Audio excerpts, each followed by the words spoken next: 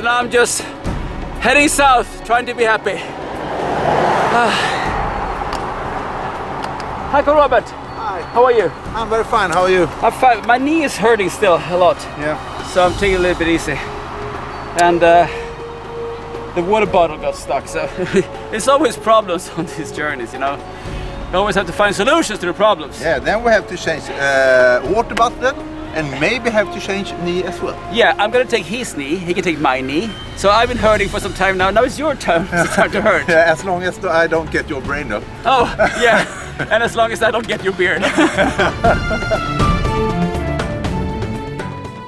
I think the perfect team is based on that you have to understand each other. You have to respect each other. You don't really have to like each other. You don't really have to love each other. You have to get along with each other. Respect is one of the main words in team building. You have to respect each other, and you have to understand each other's weaknesses, failures, whatever it is. You have to understand that everything that happens is for the team or against the team. Whatever you do, it will affect the team. I have no freaking idea where we are. I think we are somewhere between Vancouver and Belham. So I'm trying to find my way. It's a very interesting area. It's actually not Vancouver. It's very green, and it's you hear the freeway somewhere. You hear the highways, and this is not the highway. This is some kind of animal track.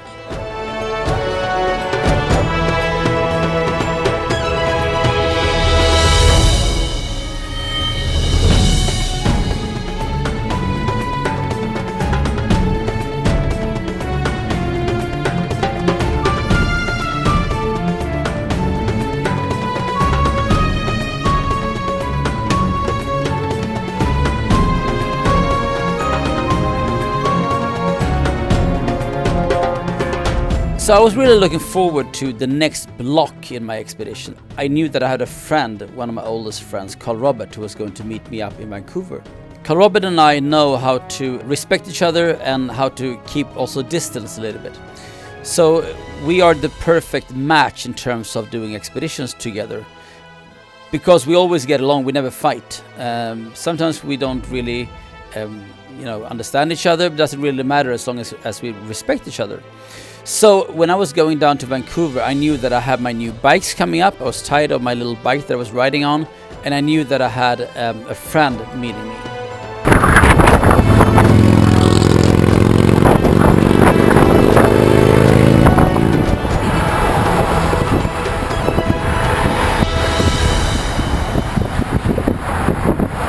So now we're going over Longview Bridge.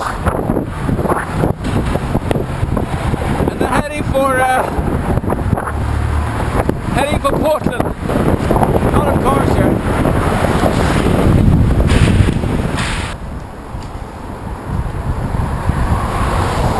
Well, there goes Carl Robert.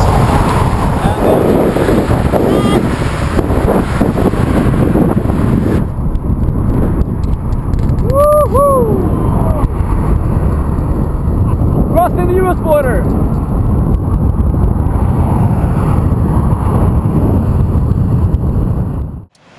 So now we've been doing approximately 1 week from Vancouver down to the Pacific coast. And now I'm standing on the Oregon coastline. Me and my friend Carl Robert will be taking the coastline all the way down to San Francisco. That is our first goal. It's been a lot of impressions during this journey. We've been spending a lot of time in small villages. Now we'll have the big cities coming up, like Los Angeles, San Francisco, and Mexico City along the way. And I feel really, really good being here with the sunshine, with the blue sky and the sea in front of me. This is happiness. This is what I really have been waiting for such a long time.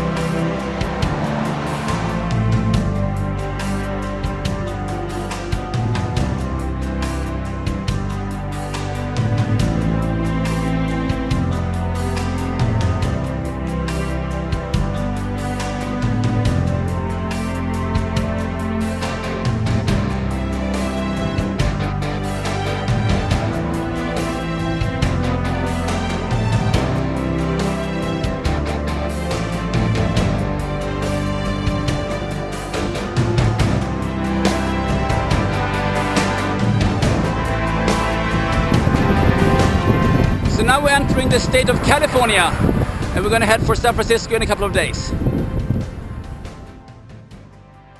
From Vancouver, we also had a support car, an Audi, that was supporting us, and that car was actually for one reason and one reason only, was to film, to be able to film different angles, to go ahead and back and forward.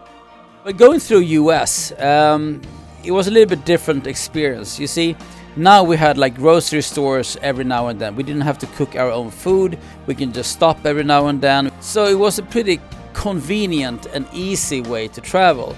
Going through the Redwoods, going through the PCH, Pacific Coast Highway, all the way down to Mexico. That was one of the most comfortable parts of the whole expedition. So we're now in the Redwoods, and I've been biking uphill for about 45 minutes to an hour. I'm so exhausted. But it's interesting to be here and see these magnificent trees. There's some trees you can actually go inside the tree with the car. I can't barely speak, I'm so tired. This is an amazing area, it's very beautiful.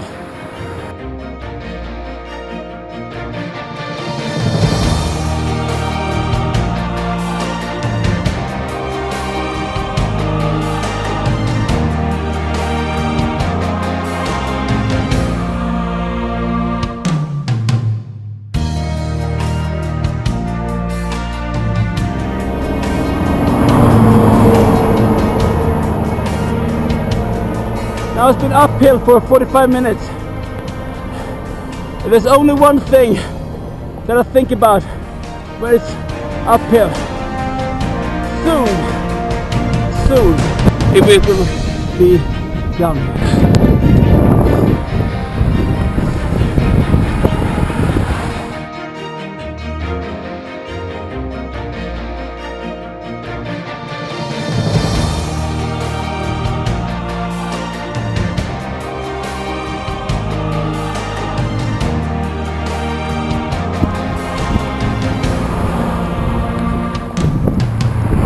Wow, this is fantastic.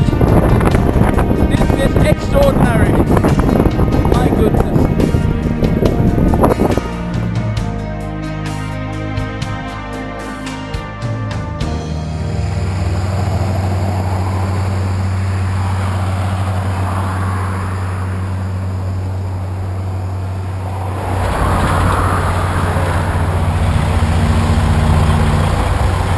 Our fifth flat tire. It's becoming a bad habit.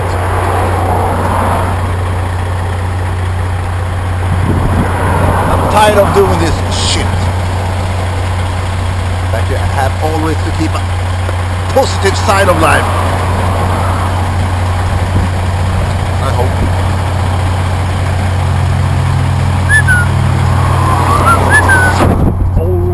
Look on the bright side of life.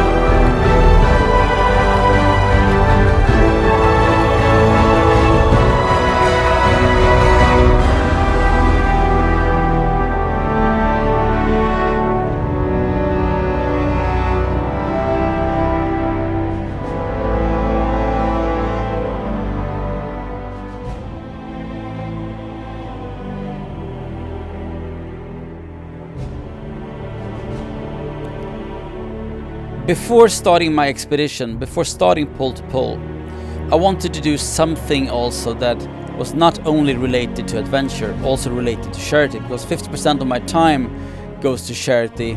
Together with one of my sponsors, the Swedish Postcode Lottery, we put together a schedule where I would visit a lot of the field workers, the organizations and the projects that they support during my travel between the North Pole and the South Pole. I was visiting Operation Smile, I was visiting Red Cross, UNICEF, I was visiting the Clinton Foundation, and this came to me as a big surprise. I thought it was going to be interesting, but how interesting it was a big surprise to me, because the people working there and the fireflies that are just like circling around there and just helping people on the street.